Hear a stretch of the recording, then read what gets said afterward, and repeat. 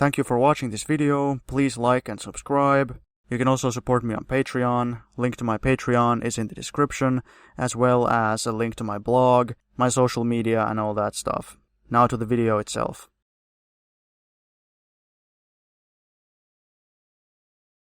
Hello comrades, it's the Finnish Bolshevik. So I just finished watching an interview that Comrade Hakim did with Professor Richard Wolff, who is a Marxist economist and a bit of a popularizer of Marxism in the US. And I recommend everybody go watch it, it's very interesting. And that kinda inspired me to make this video, just giving my thoughts on Richard Wolff. I have not read his books, and I definitely should, and I probably will make a follow-up to this after I finish checking out his books. But I will start with the positives. So, Richard Wolff he's obviously smart, he's very easily understandable, he's good at communicating his ideas, and he probably has introduced tons of people to Marxism, including me, because he was also the person who first introduced me to Marxism. I originally was a social democrat, then I got interested in socialism and Marxism, and first tried to look up, well, what even is Marxist economics, and the first thing I found was some of Richard Wolff's lectures about Marxism. That being said, I do have a lot of disagreements with him, and I think there are some serious flaws in his proposals. It's possible that either he kind of just tries to read his audience and maybe adjust to his audience, or maybe he has evolved a little bit over the years, but when I first saw his lectures years ago, he was incredibly anti-Soviet. He was very much against the Soviet Union and any kind of actually existing socialism, any kind of historical socialism. When he was talking to Hakim, he was a little bit more neutral, but he still heavily criticized all the existing socialist countries. And the one socialist country that he said he really liked better than any of the other ones is Titoist Yugoslavia, which I think is completely terrible. I think Yugoslavia was always deeply revisionist. It's very questionable if you could even call Yugoslavia socialist at all, let alone saying that it's some kind of model that we should all follow or that it's the best type of socialism or anything. No, it's definitely the worst. But a critique and analysis of Yugoslavia and Titoism will have to be the topic of a different video, so I'm not gonna go into that right now. So, what does Professor Wolff actually propose? Well, like I said, I haven't read his books, but I've watched a lot of his lectures where he talks about his ideas. And his main claim is that socialist countries were never really socialist, but they were instead some kind of state capitalism. And his argument is kind of an anarchist argument more than anything. He doesn't base this claim on any kind of economic analysis per se, or any kind of theoretical arguments. He just says the state controlled everything, everybody was employed by the state, therefore it was state capitalism. Now, of course, this is a highly simplistic way of looking at things. He basically simplifies everything down to such an extreme extent that he literally says capitalism just means there are employees and employers.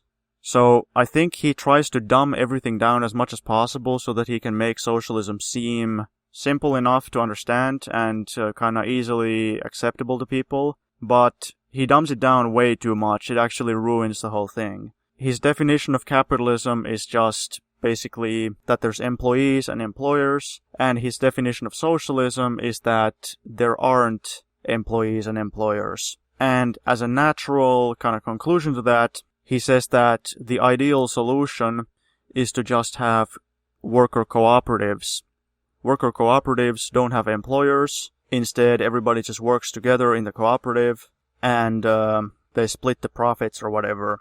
I mean, of course, there's many different kinds of co-ops. He doesn't really get into that, but when he talks about co-ops, he means the kinds of co-ops that exist in capitalist countries these days. He's not talking about the Soviet kolkhoz or something. And this is also presumably why he likes Titoism, because Yugoslavia was a so-called market socialist country. They had a bunch of co-ops which existed on a market as private, separate entities, and they kind of just did whatever they wanted in a decentralized manner.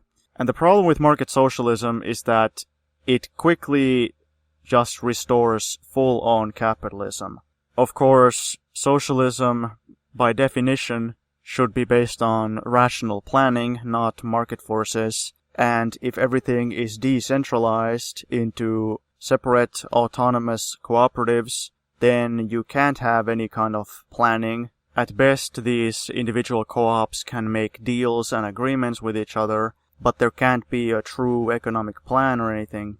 And it just leads to all the typical problems of capitalism. So some cooperatives are successful and they become wealthy, while other cooperatives are unsuccessful, become impoverished. Those cooperatives go bankrupt, then those people have to seek employment from other cooperatives, and the purpose of a cooperative is to make a living for the people who are in it, and they might think, hey, we would be better off if we started to exploit these other people, and we can see examples of this in real life. So Richard Wolff has on numerous occasions praised the Mondragon Company as an example of a successful big cooperative.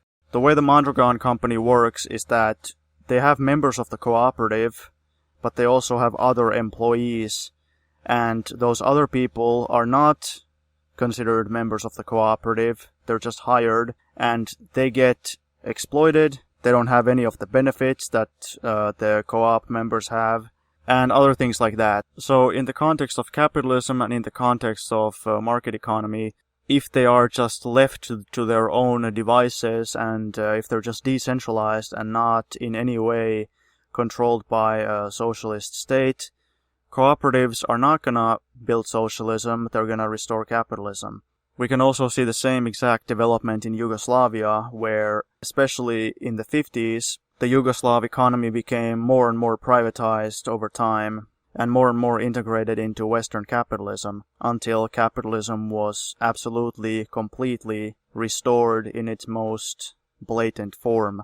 But I'm gonna move on from this co-op point for now, because that's not even my biggest criticism of Richard Wolff's ideas. I just had to mention it because it comes from this extremely simplistic thinking where it's all about just employers versus employees, nothing about revolution, nothing about dictatorship of the proletariat, nothing about a vanguard party or anything. It's just workers, and then what do? Well, they start cooperatives. I'm extremely skeptical, and I think everybody else is too, of this theory that somehow by building cooperatives we could overthrow capitalism and build socialism. He literally claims this. He claims that the first thing is to start cooperatives, and those will act as a economic base for a socialist movement.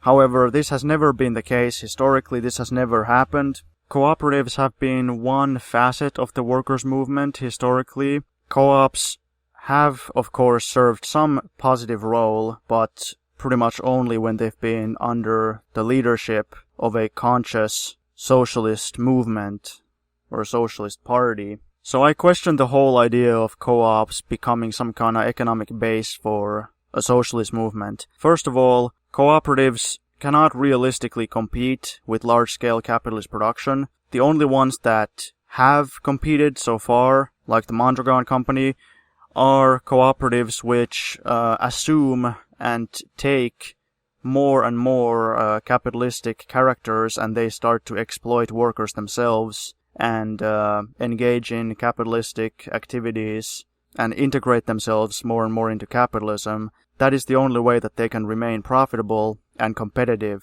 And his whole rationale for why we need cooperatives as an economic base for a socialist movement is that they would provide funding. But in order to provide funding, they would have to be very competitive, which they're not. And second of all, at least based on history, they are unnecessary, because socialist movements have usually raised funding from their members and supporters, and not necessarily from cooperatives. So it just seems like an unlikely strategy to me. But now let's get to the main point of my criticism. The main point of my criticism is that Professor Wolff has an extremely anti-vanguardist position. The main focus of a revolutionary movement should always be class consciousness and having a class-conscious vanguard. If you just set up a bunch of cooperatives, that does nothing. The Mondragon Company is not socialist. It wouldn't even occur to them to build socialism. The owners of the Mondragon Company are probably more petty bourgeois and capitalist than anything else because they engage in exploitation and capitalist activities. But even if that wasn't the case, just starting a co-op doesn't give you any kind of class consciousness. It doesn't make you understand socialism. I think an example that people often give is Valve, the game development company. I think they either are a co-op or they started as a co-op. Can you imagine if a group of people just start a game development company or any company, why would they all of a sudden be interested in socialism? How would they even know that what they're doing is in any way related to socialism? They wouldn't. And Lenin talks about this in What is to be Done, where he criticizes the economists and those who advocate spontaneity. So the supporters of spontaneity claimed that simply by joining trade unions, workers somehow automatically become socialist, automatically start to get a socialist or a class consciousness. But of course that doesn't happen.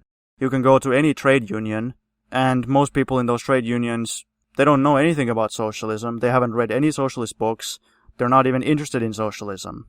Class consciousness doesn't just automatically appear. Same analogy works with co-ops. You can start a co-op. That doesn't mean that you all of a sudden would understand socialism or even be interested in socialism. What you need is class consciousness. And where do you get class consciousness? From political organizing and experience in that, and from studying. That's why you have to educate, agitate, and organize. You have to educate people. People have to study economics, study theory, history, politics, to understand how capitalism and how society actually works, and then they have to organize and get experience in that. Cooperatives can be involved in this process, but they are not the main focus. Creating a political organization should obviously be the main focus.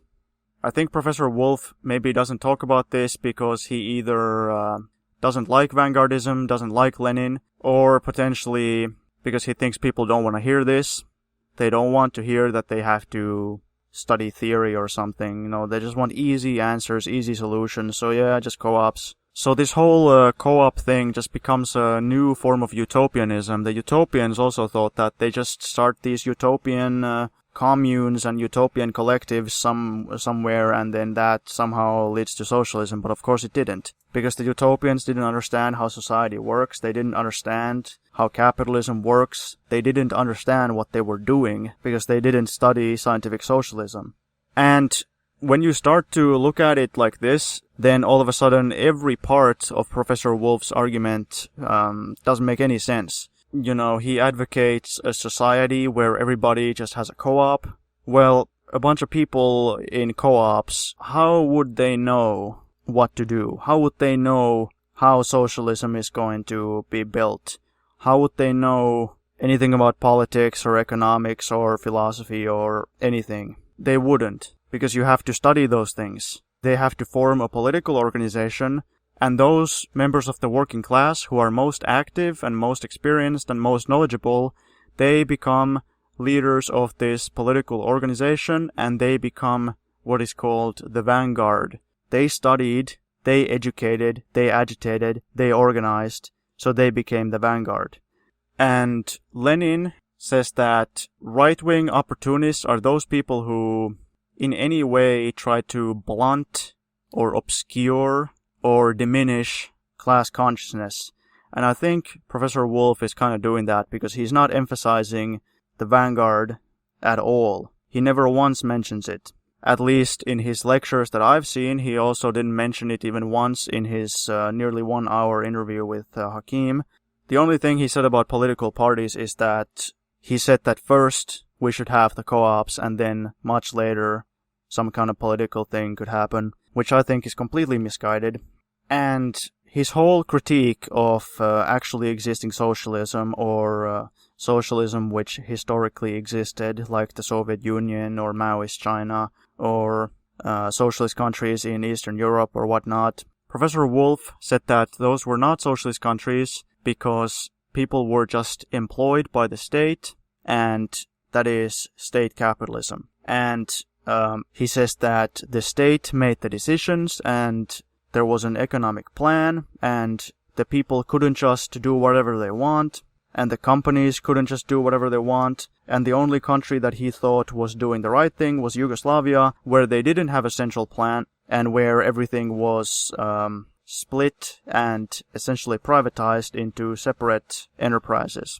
But from a vanguardist point of view, from a Marxist point of view, socialism can only be built if you have class consciousness. If we just leave things to the whims of spontaneity or to blind market forces, well, that's never going to result in socialism. So of course you need to have an economic plan which is in a calculated and determined and purposeful way reforming the economy towards socialism.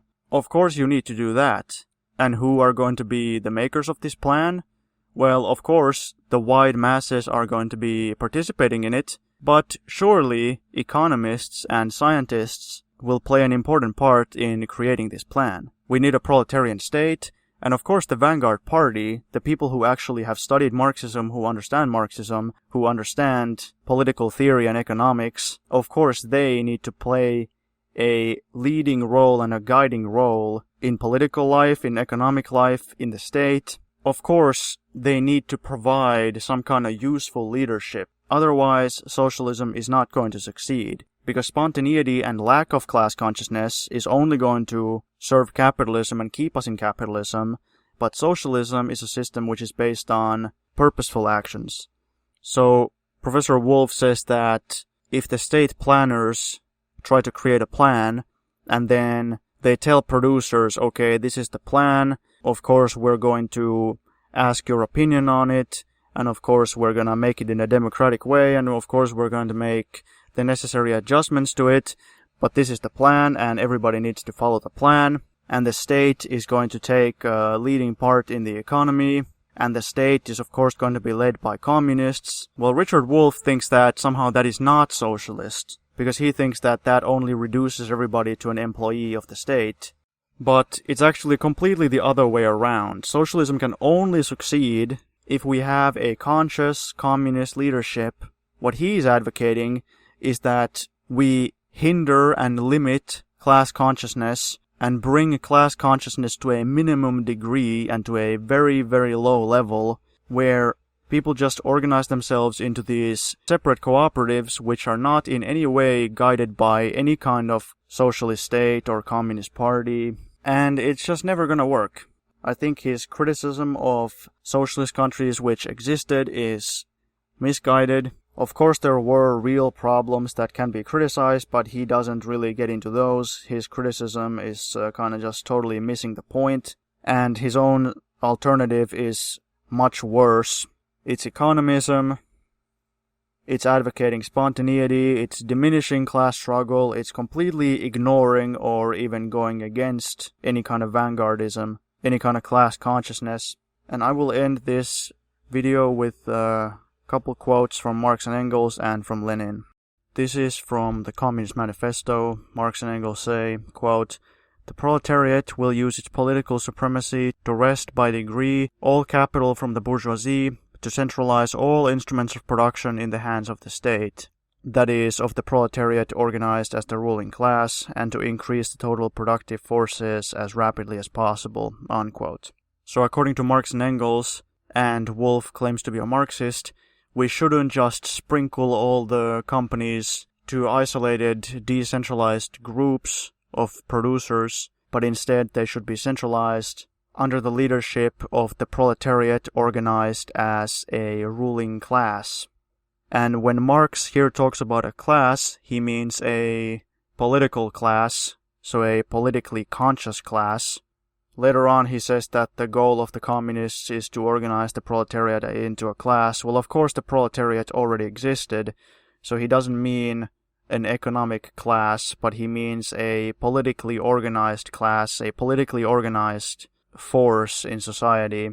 And the task of doing that, according to Marx and Engels, falls to the communists.